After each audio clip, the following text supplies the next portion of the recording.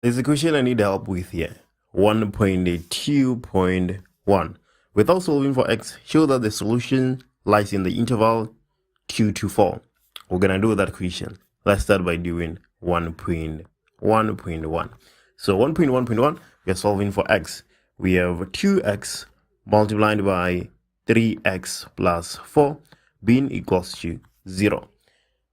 We have two numbers multiplying each other, right? And then the answer is 0. So 1 between the two numbers need to be equals to 0 itself. That is the only way that is possible. So we have 2x is equals to 0, or 3x plus 4 is equals to 0. Should be easy to see that x is equals to 0, or x is equals to minus 4 over 3. There we go. Other people will multiply out here at this step, which is completely unnecessary. They multiply out and they take a common factor. Why would you do that? Just solve the equation from the get-go. That is 1.1.1. Take a look at 1.1.2. We're supposed to solve 2x squared minus 4x is equals to minus 1. Correct to two decimal places. We know that we are supposed to use the quadratic formula as soon as we see correct to two decimal places. I'm quite convinced that we all know how to do that by now. So let's jump straight to 1.1.3. In 1.1.3, we have an inequality. We have x minus 2 everything squared being greater or equals to 1. Let's expand x minus 1 everything to the power 2. We get x squared minus 4x plus 4 greater or equals to 1. And our critical values, x squared minus 4x plus 3 is equals to 0. In factorizing this, we're going to get x minus 3 multiplied by x minus 1. This is equals to 0. When you multiply out, you go back to x squared minus 4x plus 3. So x is equals to 3 or x is equals to 1. Those are our critical values. As soon as we get to this point, we have two possible sets of solutions. Let me show you what I'm talking about. It's either x, this is the first possible solution. It's either x lies between 1 or we have, or equals to, right? It's either x lies between 1 and 3, right? Or x is less than 1 or x is greater than 3. One between these is the correct answer. We just need to perform a test and see which one it is. But let's take a look at this. Here we're seeing that x lies between 1 and 3. Which whole number lies between 1 and 3? 2 lies between 1 and 3. So let's substitute 2 in our equation and see if our equation is going to be satisfied. If our equation is satisfied, then we're going to know that that first option is our answer. Okay, let's take a look. We're going to have 2 minus 2 squared being greater or equals to 1. Obviously, this is 0. Is 0 greater or equals to 1? No, it is not. So that first option is not correct. Without even testing the second option, we already know that it is the correct answer. But let's just go ahead and test it out for the sake of clarity. Well, we're saying that x is less than 1 or x is greater than 3. Let's take a number less than 1. A number less than 1 is 0. So take a look at this. We're going to have 0 minus 2 squared being greater or equals to 1. Obviously, 4 is greater or equals to 1. Our equation is satisfied, our inequality, I mean. And then now let's take a number greater than 3. Let's take 4. If we take 4, we get 4 minus 2 squared being greater or equals to 1.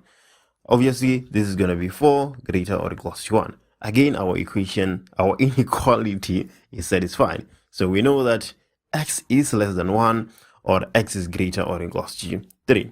And there we go. We have our answer to 1.1.3. And then now comes the question I want you guys to help me with. Take a look at 1.2. 1.2 says we're given an equation, square root of x minus 2 is equals to 4 minus x. And the question is saying, without solving for x, show that the solution lies in the interval 2 to 4. Right, without solving the equation. Let's show that. Okay, so let's take a look at this interval, 2 to 4. Well, the whole numbers we have is 2, 3, and 4. So let's test these three whole numbers, 2, 3, and 4, and see if that equation is satisfied, starting with 4. Well, let's start with 2. X is equals to 2. When we have x being equals to 2, we're going to have square root of 0. So, well, square root of 2 minus 2. So, square root of 0, that gives us 0. So, we have 0 being equals to 4. We know this not to be correct, right? And now let's test x is equals to 3.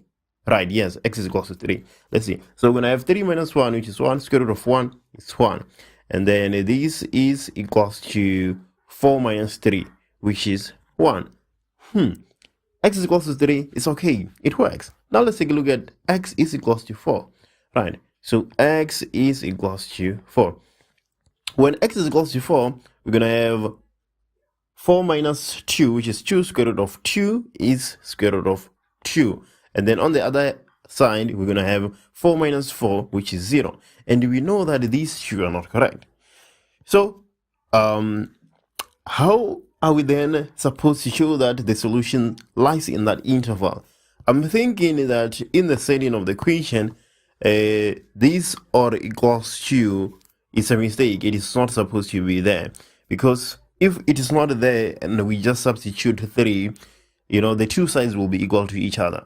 But then for the mere fact that you are including 2 and 4 and clearly the answers don't make sense, I don't know what is going on here. So those are the two options. Is a typing error, or I'm making a very serious mistake? There's something I can't see, which I doubt is the case. Let me know in the comments. How do you do 1.2.1? I'm interested in your answer. Right, so that is 1.2.1. What about 1.2.2? Can we actually solve the equation? I think we can. Square root of x minus 2 being equals to 4 minus x. Let's go with both sides. We're going to get x minus 2 being equals to 4 squared is 16.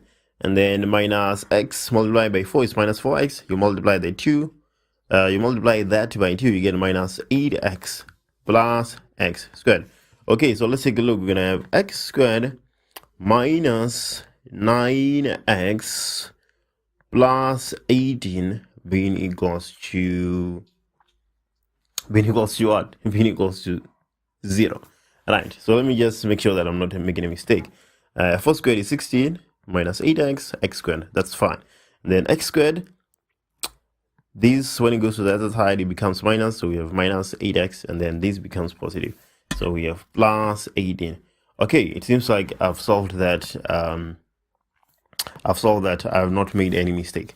So let's carry on. We need to factorize. Okay, so let's take a look. We have x, and this is equals to 0. 2 factors of 18, when we get minus, when we add, we get minus 9. Okay, minus 6 and minus 3. I think those two work. Minus 6 multiplied by minus 3 will give you plus 18, but we'll add to minus 9. So, right, minus 6 minus 3. So, x is equals to 6 or x is equals to 3. Okay, most of the time, one of the answers turns out to not be correct when you substitute it back in the equation. So, let's see. Let's substitute x is equals to 6. When you substitute x is equals to 6, we're going to have 6 minus 2, which is 4. And then on the other side, we're going to have 4 minus 6, which is minus 2. And then 2 is equals to minus 2. Okay, x is equals to 6 is not a solution to this equation. So this is not fine. Let's substitute x is equals to 3. When I have 3 minus 1, square root of 1 is 1. And then, okay, we are good to go. There we go. Yeah, so that is 1.2.2. Let's do 1.3 and 1.4 on a separate question. But let me know in the comments, how did you solve 1.2.1? Which video do you want me to do next? Which question? Question 2, question 3? Looks interesting? Let me know in the comments. Let's take a look at 1.4. 1.4 is quite an interesting question. We don't usually come across something like this. Well, the last question on question 1, solving for x, it's always interesting, right? But let's take a look at the case we have. We have r plus 2s being equals to a, and r minus 2s being equals to b. And we're supposed to prove that r multiplied by s is equals to a squared minus b squared divided by 8. How can we possibly do that? Well, it's either you realize it or you don't, but I hope you did realize when you were answering that question, this question, that we have a difference of 2 squares right here. A squared minus b squared. This is a difference of 2 squares because we know that a squared minus b squared is equals to a plus b multiplied by a minus b. There we go. That is the key to answering this question. Well, maybe another person can probably introduce another possible way, but as soon as you realize that you have a difference of 2 squares, it should be fairly easy. Let me show you what I'm talking about. So because we have a difference of 2 squares, let's take a look at a plus b and figure out what this is equals to. A plus b, we know that a is equals to r plus 2s, right? So we're going to have r plus 2s. And then plus b. b is r minus 2s. So r plus r is 2r. So we have a plus b being equals to 2r. rs minus, not rs, but 2s minus 2s will give us 0. So there we go. We have a plus b, which is equals to 2r. Right, and then now let's figure out what a minus b is equals to, right? And then this is going to be r plus 2s minus r minus 2s. So let's take a look. A minus b will be equals to r minus r will give us 0, and then 2s minus minus 2s will give us 4s. So there we go. We have a plus b, which is equals to 2r. And then we have a minus b, which is equals to 4s. If in this equation we make r the subject of the formula, we get a plus b divided by 2 being equals to r. And then in this equation, if we make s the subject of the formula, we get a minus b divided by 4 being equals to s. So r multiplied by s will be equals to a plus b over 2 multiplied by a minus b over 4. Well, it should be easy to see that in the numerator we have a plus b multiplied by a minus b, and then on the denominator we have 2 multiplied by 4, which is 8. But there what we have on the numerator is a difference of 2 squares. So this is a squared minus b squared over 8. Determine a simplified expression for Tn. Well, let's just determine Tn. I don't think simplified expression is really necessary. Too wordy for my liking. But either way, 2.1.1, we want Tn for an arithmetic sequence. Obviously, we're going to have a plus n minus 1 multiplied by d, where a is the first term. It happens to be 85. There we go. And then d is the common difference. We can find d by saying tn minus tn minus 1, the difference between two consecutive terms.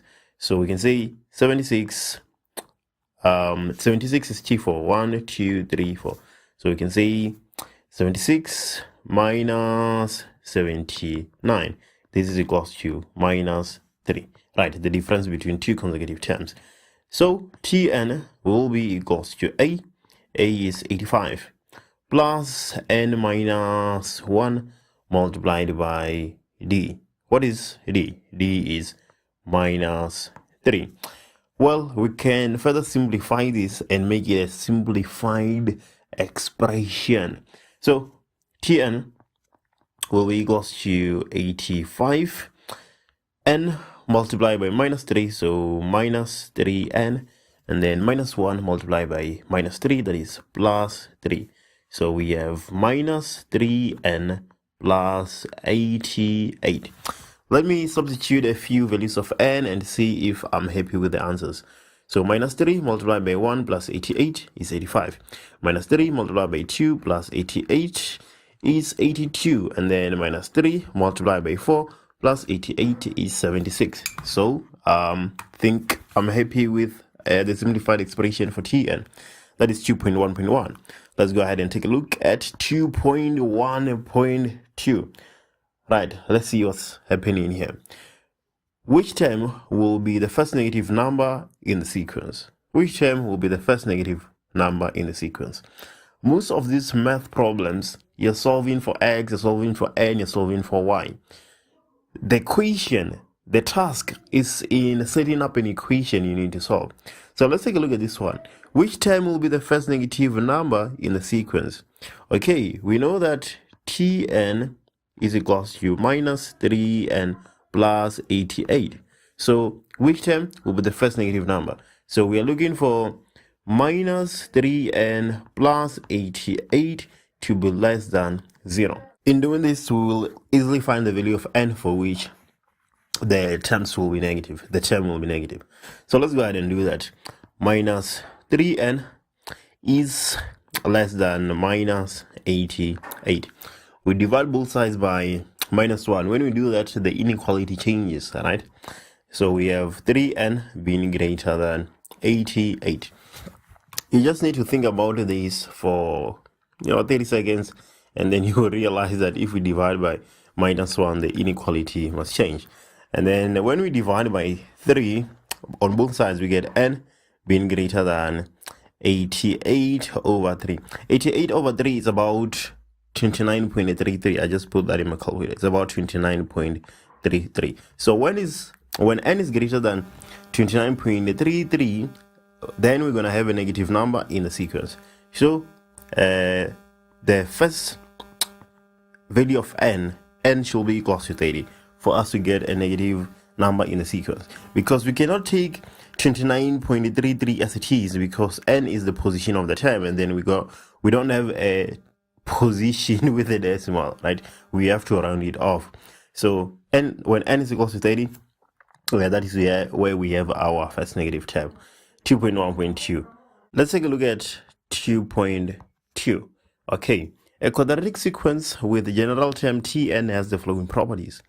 We have T11 being equals to 190, and then Tn minus Tn minus 1 is equals to 4n minus 3 when n is greater or equals to 2. There's something you need to realize about this statement. Tn minus 1 is the terms in the first difference of the quadratic sequence, which gives us the arithmetic. Okay, and then the equation itself is saying determine the first term of the quadratic sequence. Let's take a look. Tn is equals to an squared plus bn plus c.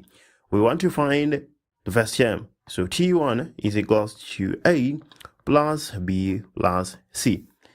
This establishes the task we have in hand. We need to find a, b, and c. So how can we go about that? Let's take a look at T11. T11 is equals to 190. But in terms of Tn, we're going to have a multiplied by 11 squared plus b multiplied by 11 plus c being equals to 190. So what is 11 squared? We know that to be 121. So we're going to have 121a plus 11b plus c being equals to 190. So clearly we can't do anything amazing with that piece of information. We need to find another way to generate more information because we are not given a lot. The information we have, the only other thing that we are yet to use is this statement here. Tn minus 1 is equals to 4n minus 3 when n is greater or equals to 2. So let's go ahead and use that. Like we have established, that is the difference of the terms in the quadratic sequence. So let's generalize, okay?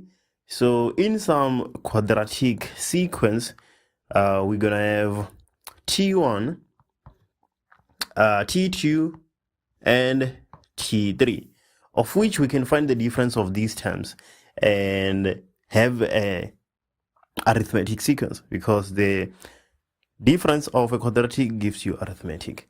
So let's go ahead and do this and see what we have. T1, we've already established that T1 is A plus B plus C. But what about T2? Let's not forget that Tn is equals to an squared plus bn plus c. T2 will be equals to 4a, right, n squared, 4a plus 2b plus c, okay? And then T3 will be 9a plus 3b plus c. There we go. That is T1, T2, and T3 of a quadratic sequence in general. Okay, let's find the difference between these two. In finding the difference between those two, we get 3a plus b. This is why you equate 3a plus b to the first term of, the difference between T2 and T1 in a quadratic sequence. In other cases where you are solving for an squared plus bn plus c. Right, and then the difference between T3 and T2, we're going to have 9a minus 4a, which is 5a.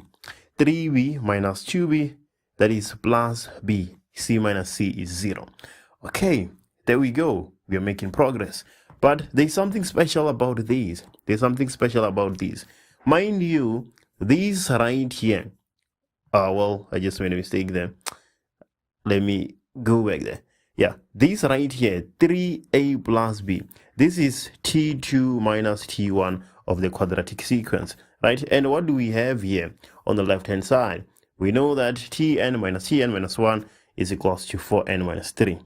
Okay, so that allows us to say that 3a plus b is equals to 4n minus 3. So this is the difference between T2 and T1.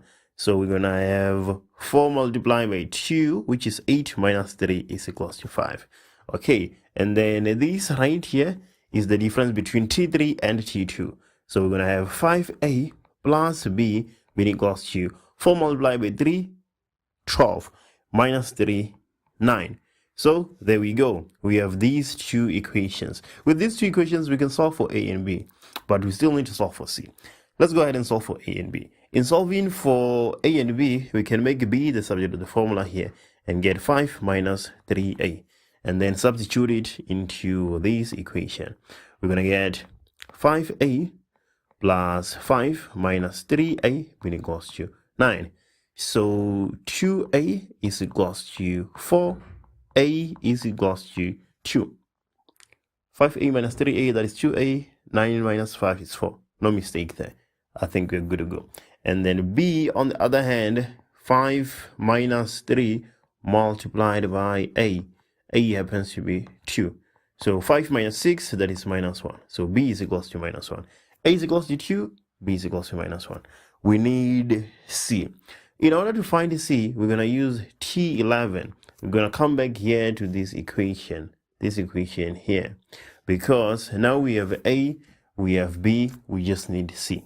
So a is equals to 2, b is equals to minus 1, and 121a plus 11b plus c is equals to 190. So 121 multiplied by 2 plus 11 multiplied by minus 1 plus c is equals to 190. So, okay, 121 multiplied by 2 minus 11. Just minus 11. So we get 231 plus c is equals to 190. So c is equals to 190 minus 231. We get minus 41. So T1 will be equals to, well, let me not say T1. but Tn will be equals to, I want to determine Tn because I will use it to see if I get T11 is equals to 190. Tn is going to be A is 2, N squared, B is minus 1, so minus N, A squared plus B n plus C, and then C is 41. So T1 is going to be equals to 2 multiplied by 1 squared minus 1 minus 41. Let me put that in my calculator. 2 minus 1 minus 41 essentially.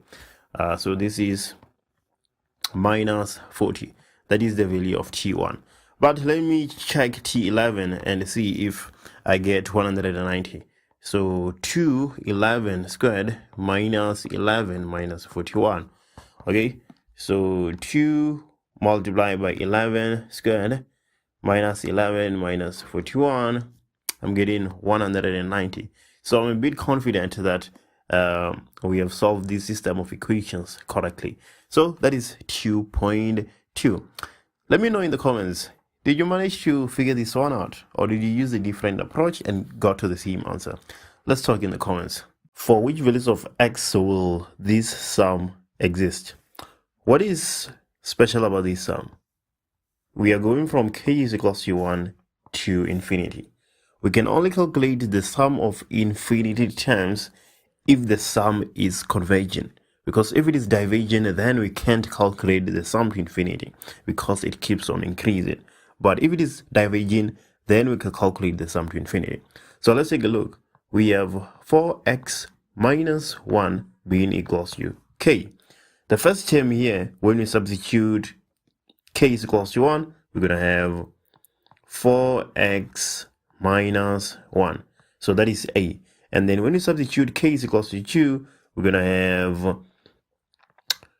4x minus 1 to the power 2. And then after that, obviously, we're going to have 4x minus 1 to the power 3. So on and so on. So we can see that the common ratio here is 4x minus 1. If you divide 4x minus 1 to the power 2 by 4x minus 1, you get 4x minus 1. So the common ratio here is 4x minus 1. And we're saying that for these to exist, the sum from k is equals to 1 to k to infinity, we need the ratio to be between minus 1 and plus 1. We add plus 1 on both sides, we get 0. 4x less than 2. We have just added plus 1 on all the sides. Right. So let's go ahead and divide both sides by 4. 0 divided by 4, that is 0. And then 2 divided by 4 is 1 over 2. So when x is between 0 and a half, this sum will exist, right? Because r will be between minus 1 and 1. The sum, or not the sum, but the series will be convergent. So there we go. That is 3.1. And then 3.2 on the other hand, let's hear the stories. The figure below shows a pattern of 5 circles touching externally, whose centers lie on a straight line of length L units. The radius of these circles form a geometric pattern, where the radius of the smaller circle, well, the first circle, let's go ahead and make sense of our information, is 3 units. So for the first circle, let's say we have circles 1, okay, let me zoom in. 1, 2, 3, 4, 5. So that is T1, T2, T3, T4, T5. Right, so the radius of the first circle is 3 units. So we have R being equals to 3. And that of the fifth, the largest circle, is 48 units. Right, so R1 is equals to 3. And let's take the radiuses as our terms actually. Okay, if we were to do that, we'll see that T1 is equals to 3. And the fifth circle, T5, is equals to 48. Okay, and what are we looking for? We are looking for the common ratio.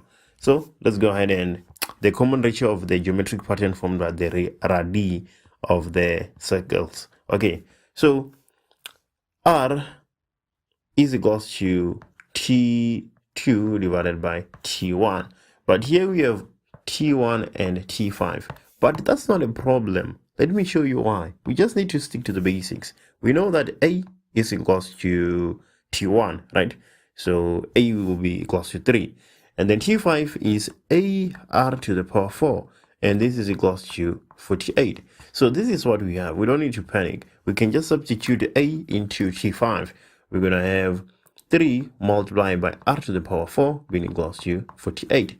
So 48 divided by 3, R to the power 4 is equals to 16.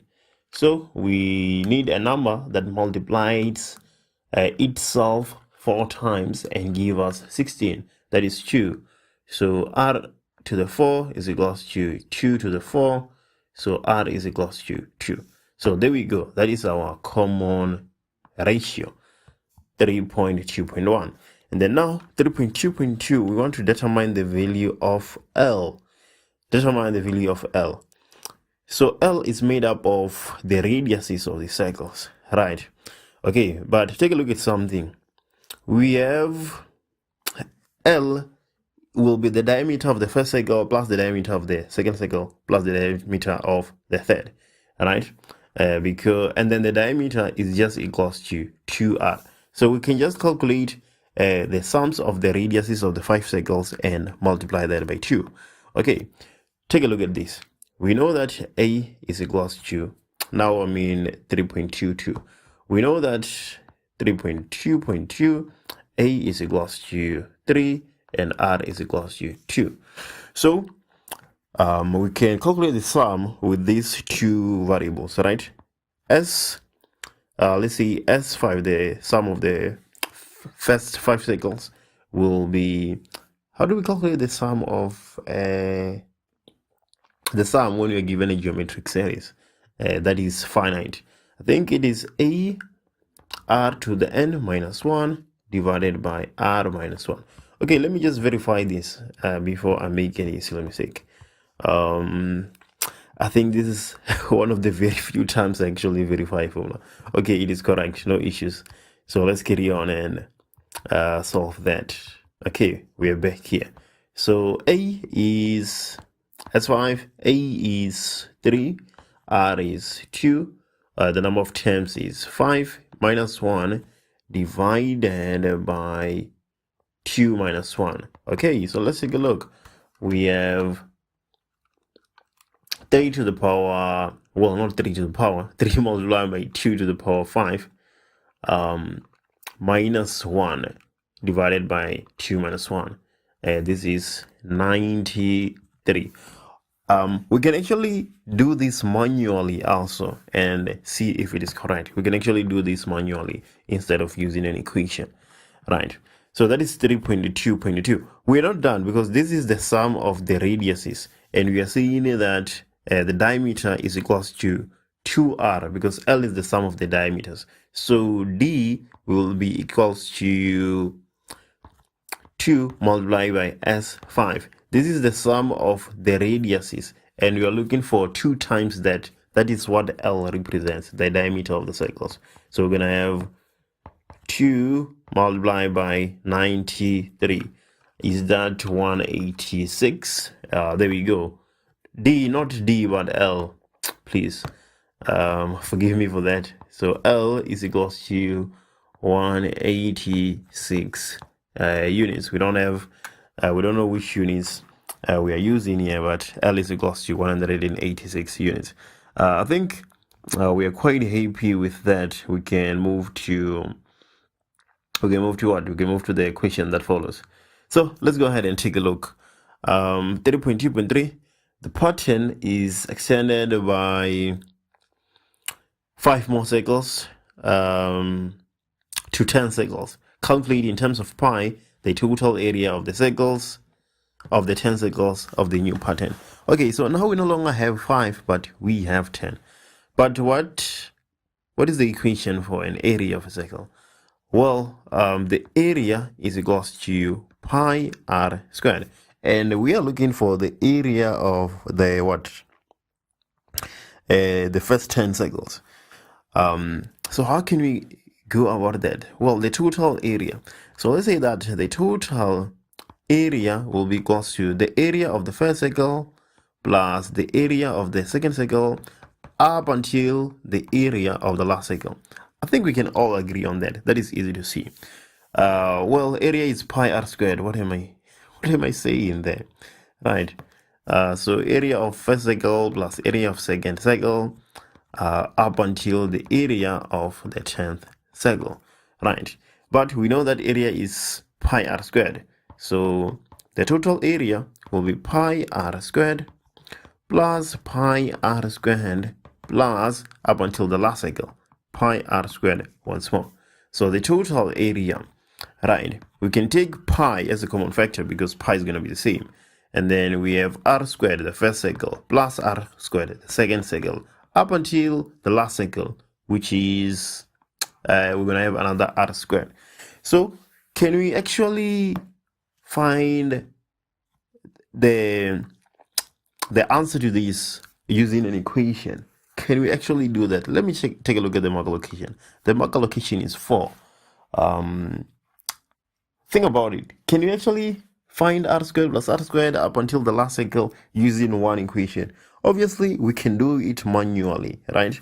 But I'm just wondering if we can do it using an equation. Well, I'm not sure we can, but you know, if you can think of a way, then you should definitely try that out. So this is what I'm gonna do. Instead, I'm gonna say pi, and then I'm gonna do everything manually, right? Because I cannot find a obvious way to do it. So right, we know that the radius of the first term is of the first cycle is 3 units. So we're gonna have 3 units squared plus the radius of the second cycle. What was that? The radius of the second cycle. So we know that a is 3 and r is 2. So we have 2 to the power 1 if it is the second cycle. So 2 to the power 1, we get 6 squared. So let's have that there.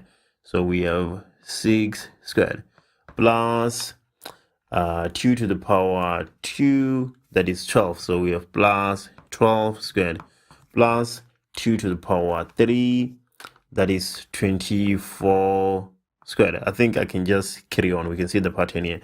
24 multiplied by 2 is 48.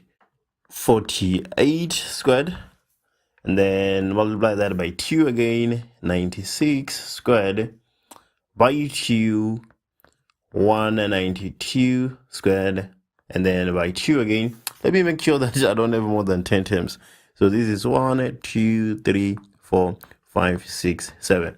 Okay, if you multiply that by 2 again, you have 384. So 384 to the power 2, that is the 8th term. Again, 768 to the power 2, and the last term, 1536 to the power 2. So I just need to put this in my calculator. Okay, so I'm getting, is this 3 million?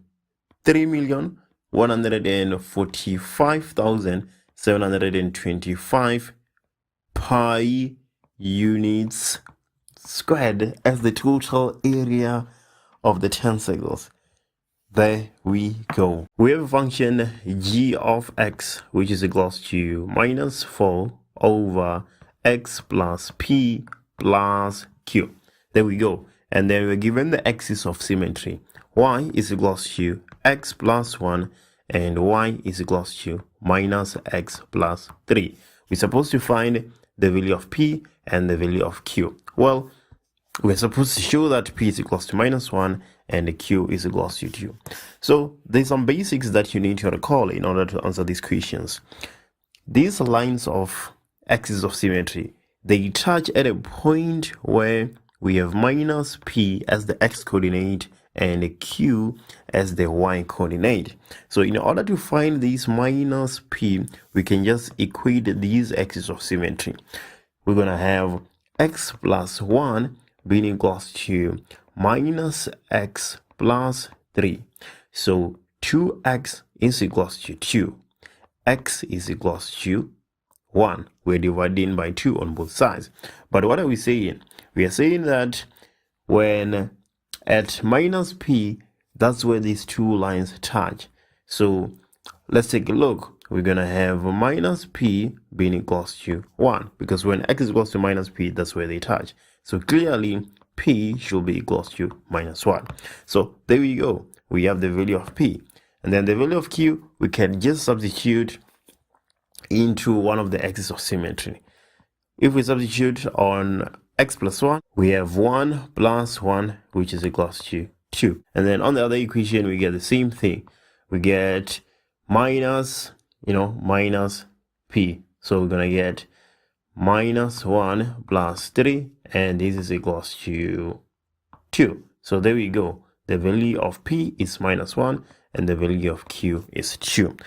So now we know that g of x is equals to minus 4 divided by, let's take a look, x minus 1 plus 2. Let's take a look at the equation that follows. 4.2.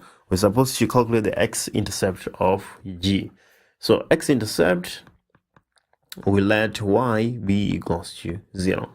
We're going to get 0 being equals to minus 4 divided by x minus 1 plus 2. If we take 2 to the left hand side, we get minus 2 is equals to minus 4 divided by x minus 1. Let's cross multiply.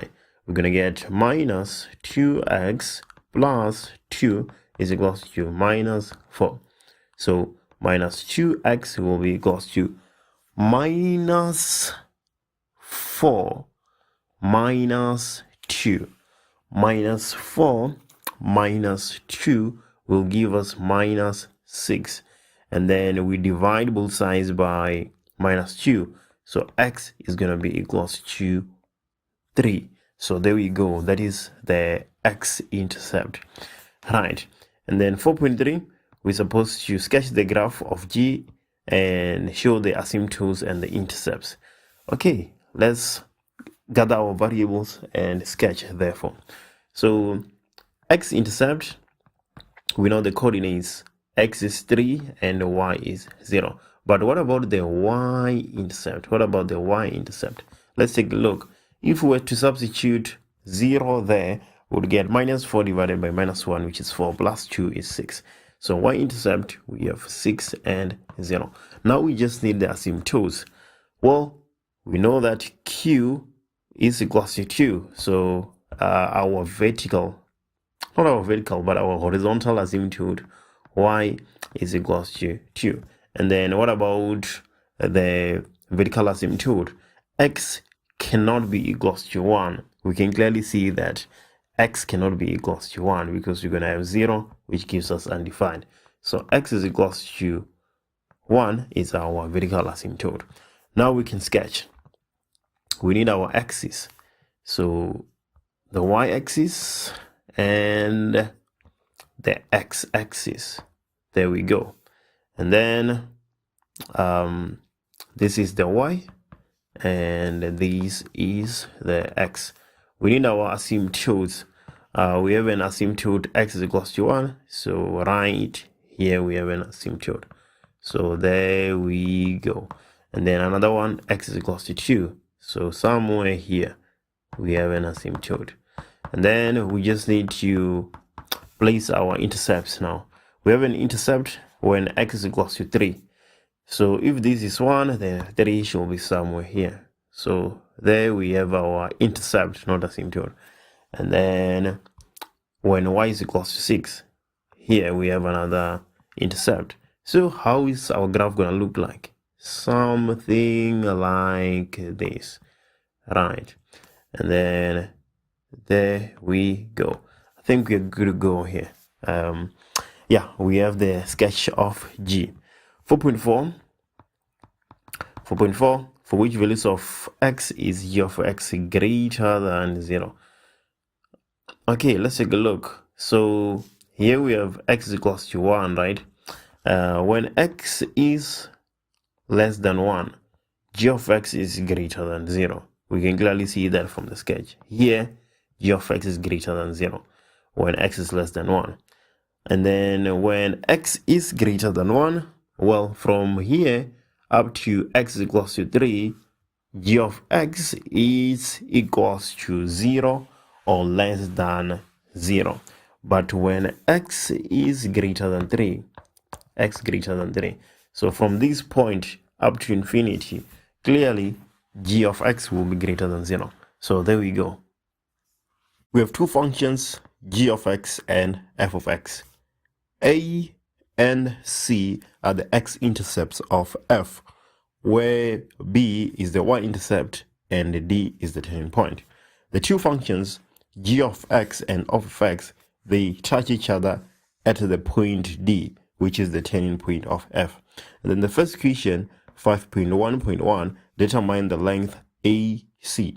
Like we've already said, A and C are the x-intercepts of f of x. So before we can even get to calculating the length of AC, let's determine the x-coordinates at A and C. Okay, so we have f of x, which is equals to minus x minus 2 squared plus 9. So f of x is equals to, so let's solve this, x minus 2, everything to the power 2. We're going to have x squared minus 4x plus 4, and then plus 9. Let's multiply out by the minus sign. If we do that, we're going to get f of x being equals to minus x squared plus 4x minus 4 plus 9. So f of x is equals to minus x squared plus 4x. And then what is minus 4 plus 9? That is plus 5. So there we go. We have f of x. Now we can go ahead and determine the x-coordinates of A and C. So we know that these are x-intercepts. So y is equals to 0. So we're going to have minus x squared plus 4x plus 5 being equals to 0. If we divide both sides by minus 1, we get x squared minus 4x minus 5 is equals to 0. So this is what we need to factorize. So factors of minus 5, of which when we add, we get minus 4. That is minus 5 and plus 1. Okay, minus 5 plus 1 is minus 4. And then minus 5 multiplied by plus 1 is minus 5. So x is equals to 5, or x is equals to minus 1. So this is A. A is minus 1 and 0. And then C is 5 and 0. So AC will be equals to, we don't necessarily need to use the distance formula here because they share the same, or well, not the same y value, but at A, y is equals to 0, and at C, y is equals to 0. So we can just say that AC is equals to 5 minus 1. Okay, and this is 6 units.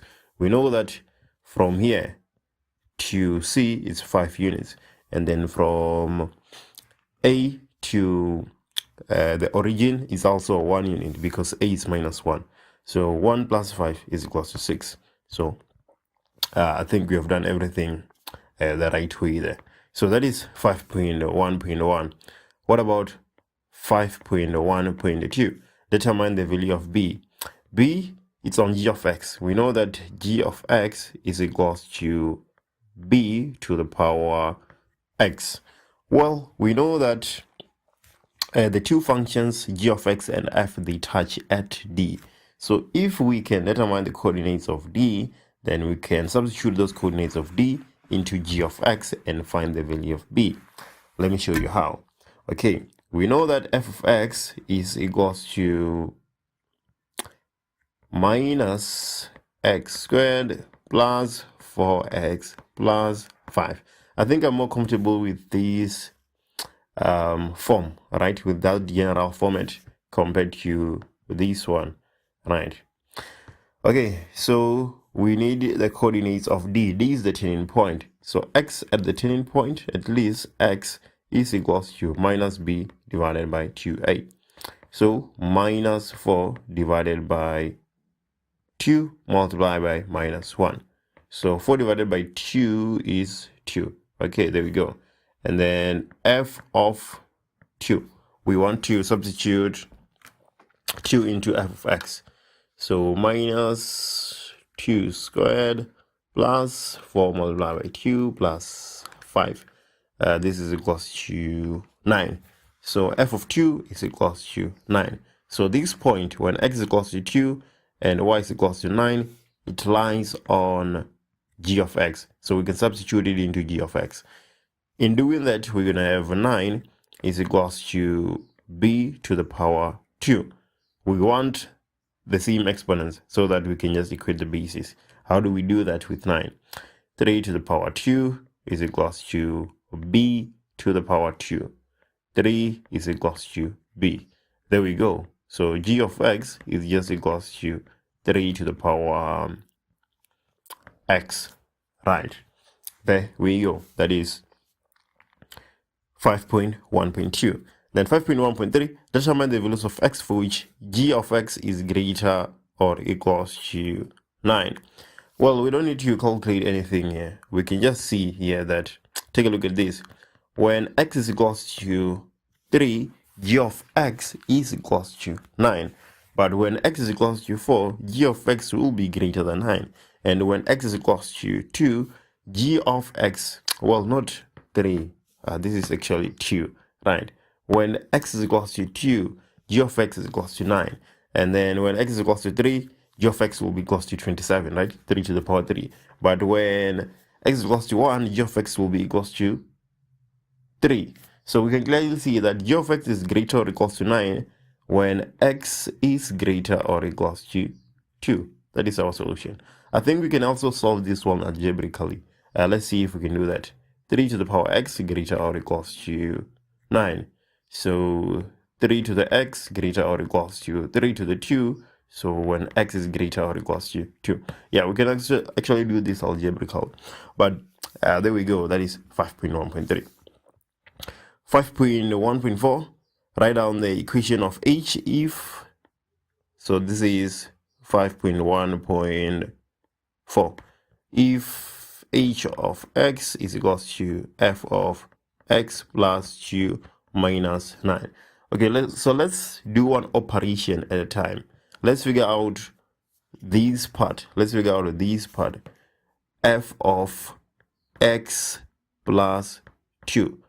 Right. So in place of x, we're just going to substitute x plus 2. That's what that statement means. It means to go to f of x and substitute x plus 2 in place of x. So we're going to have minus, in place of x, x plus 2 minus 2 everything squared plus 9. So this is equals to, so this is f of x plus 2, and this is equals to minus, well, x squared plus 9. So we have taken care of that part. Now let's take care of this part, minus 9. So we're going to have f of x plus 2, and then we just subtract 9. This is equals to minus, this is just x squared, okay, plus 9, and then minus 9, right? The 9 that is here, we are counting for this. We are accounting for that. So f of x plus 2 minus 9 is going to be equals to minus x squared plus 9 minus 9 is 0. So there we go. This is f of x plus 2 minus 9. 5.1.4. Let's take a look at 5.1.5. So 5.1.5, how can the domain of h be restricted so that h inverse will be a function? Well, h of x is equals to minus x squared. So h inverse, we have x being equals to minus y squared, minus x is equals to y squared. So y is equals to the square root of minus x. So in order for this to be a function, we need x to be less or equals to 0. Because when x is equals to 0, we're going to have square root of 0 that is defined. And then when x is equals to, let's say, minus 1, we're going to have minus multiplied by minus 1, which is positive. And that is totally fine. But when x is greater than 0, issues arise. Let's say, for instance, x is equals to 4. We're going to have the square root of minus 4, which is going to give us undefined. So that's what we need. We need x to be equals to or less than 0. 5.1.5. There we go. 5.1.6, let's take a look at what's happening here. We're supposed to show algebraically that g of x plus a half is equals to square root of 3 g of x. Okay, let's see. G of x plus a half.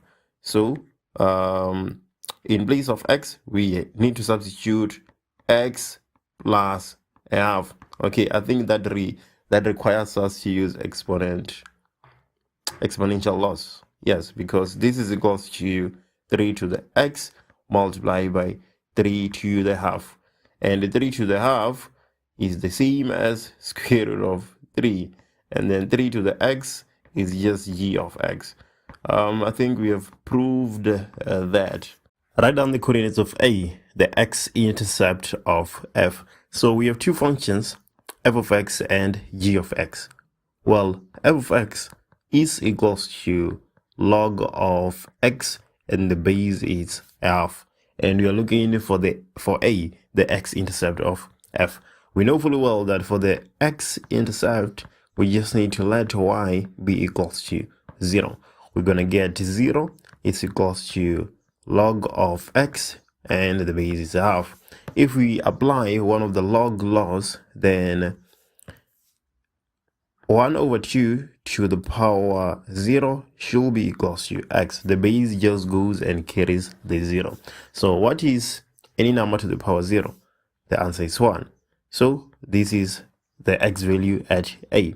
But you're looking for the coordinates of A, not the x value at A. So we can't leave it like that. This is actually not complete. We then have to say that A, the x coordinate is 1 and the y coordinate is 0. Now we have covered all that we need to cover. Let's take a look at 6.2. Determine the domain of f. Well, f, we still have f of x being equals to log of x and then the base is half. The base doesn't really affect us that much. It's this x that we need to pay attention to. For the function f, the domain x is greater than 0. X is greater than 0. That is because log, we can only feed it positive numbers and numbers greater than 0 essentially. We cannot feed it 0 or numbers that are less than. If you put 0 on log, you're going to get undefined. If you put a minus number, you're going to get undefined. So here we need whatever that is in here to be greater than 0. But in our case, we just have x. So x is greater than 0. If, for instance, we had x minus 2, then we would say that we need x minus 2 to be greater than 0. So x needs to be greater than 2. Right, but in our case, we just have x. So that is why we are saying that x is greater than 0. We cannot feed log anything that is less than 0. So there we go. That is the domain of f. 6.3. Determine the equation f inverse in the form y is equals to. Well, here's f of x. Let's just swap x and y in attempt to find the inverse. So the first step in finding an inverse, we swap in x and y. We're going to have x being equals to log of y, the base still a half. And then now we need to make y the subject of the formula. The half is going to carry x. And then we're going to have y being equals to a half to the power x. So there we go. This is the inverse of f of x in the form y is equals to. 6.4, let's go ahead and do that. Sketch the graph f inverse. Indicate on your graph the intercepts with the axis and the coordinates of one other point on the graph. Okay, let's see. So we need the intercept. So let's start with the x-intercept. We let y be equals to 0. So we're going to get 0 being equals to a half to the power x. We know that this is impossible. If you have a half to the power any number, it can never be 0. It can get very close to 0, but it actually never gets to be 0. So there's no x-intercept for y. And then y-intercept, let's see if that exists. We're going to have 0 being equals to a half to the power x. So this is our y-intercept. We're interested in x, and x is up there. So what can we do? We cannot write 0 with the base of half because we have said that that is impossible. So we can introduce, can we introduce log on both sides? Let's see. If we introduce log on both sides, we're going to have log of 0, which can't be true. Well, I'm doing this the wrong way. I'm letting you know why b equals to 0. I'm surprised because issues are arising. Y-intercept, we are supposed to let x be equals to 0, not let y be equals to 0. So any number to the power 0 is 1. Okay, now we're good to go. I was getting surprised. Right. That is a terrible mistake there. Just like I realized it. And that's 6.4. We have the x-intercept, we have the y-intercept. We need one other point. So we have y being equals to a half x. Which point do we want to substitute? Let's substitute x equals to 1. If we substitute x equals to 1, a half to the power 1 is just a half. So these are the 3 points we're interested in. So let's sketch that. We just need our axes, the y-axis and the x-axis. So our points of interest, we have x-intercept doesn't exist, and then y-intercept is at 1, so we have a coordinate here. And then when x is equals to 1, like we are saying, y is equals to a half. So somewhere here we have our other point. And then our graph is going to look something like this. This is what we're going to have. We know that a half to the power x cannot be negative. So, we cannot go over that line. We need to stay above it. So there we go. That is the sketch of F inverse 6.4. Okay, let's just be a bit formal. This is x and this is y. This right here is y-intercept, so 0 and 1, and this right here is the other point, 1 and a half. Right, looks more clean. 6.5, determine the equation of the asymptote of g. Okay, so g, graph f and the asymptote of g, they intersect at b. So we can use f and the point b to find the asymptote of g. So f of x was and still is log of x with the base of half. So we want to substitute b of coordinates a half and q so that we can find the value of q. In doing that, we get q is equals to log of a half, the base is a half. This is equals to 1, and that is the asymptote of g. First principles, let's take a look. We have f of x, which is equals to 2 minus 3x squared, and it's supposed to find f prime of x. Well, using the power rule, we know full well that f prime of x should be equals to minus 6x. Okay, so when we use the first principle, we need to end up with this answer, minus 6x. If that is not the case, we have made a mistake somewhere on the way. So let's take a look. F prime of x should be equals to, using first principle, the limit as h tends to 0 of f of x plus h minus f of x, everything divided by h. So let's just calculate f of x plus h separately. We're going to have 2 minus 3, and then in place of x we have x plus h squared. So this is going to be equals to minus, well, not minus, but 2 minus 3, and then x squared plus 2xh plus h squared. So this is 2 minus 3x squared minus 6xh minus 3h squared. Okay, so we have f of x plus h. Let's minus f of x. So f of x plus h minus f of x. This is going to be equals to 2 minus 3x squared minus 6h minus 3h squared minus f of x. F of x is 2 minus 3x squared. Okay, so this is going to be equals to 2 minus 2. 2 minus 2 is 0.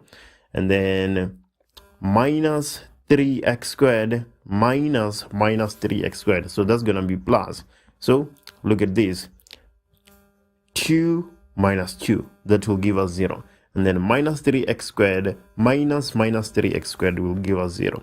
So we are left with 6xh minus 3h squared. Let's substitute back in our equation. So f prime of x, as the limit tends to 0, we have 6xh minus 3h squared. Everything divided by h. Let's take h as a common factor on the numerator. If we do that, we are left with 6x. Well, this is minus, right? This is minus, because take a look at this. Minus 6xh. So here we should have minus. So when you take a common factor, we're going to be left with minus 6x and then minus 3h divided by h. H and h will cancel out. Now let's let h be 0. We're going to have minus 6x minus 3 multiplied by 0. So this is just minus 6x.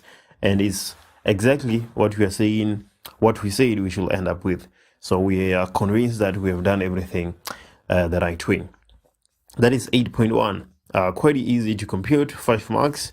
And then 8.2.1, we're looking for f prime of x when f of x is equals to 2x to the power 4 minus 3x plus a squared.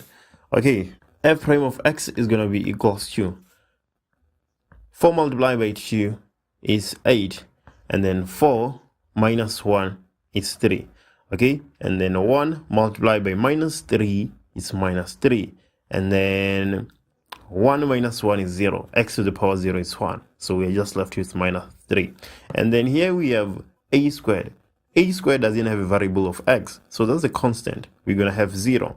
So f prime of x is equals to 8x to the power 3 minus 3. A squared becomes 0 because it is a constant. Or at least we're not derivating with respect to a. We're derivating with respect to x. So a squared will be 0 because of that. Right, that is 8.2.1.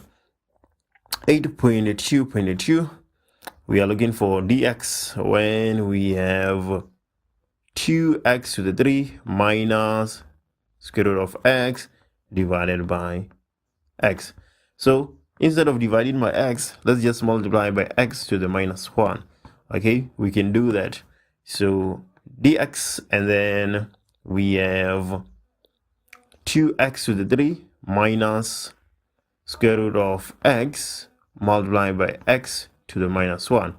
Okay, so dx, and then what is 2x to the 3 multiplied by x to the minus 1? We're going to get 2x, and then we add the exponents.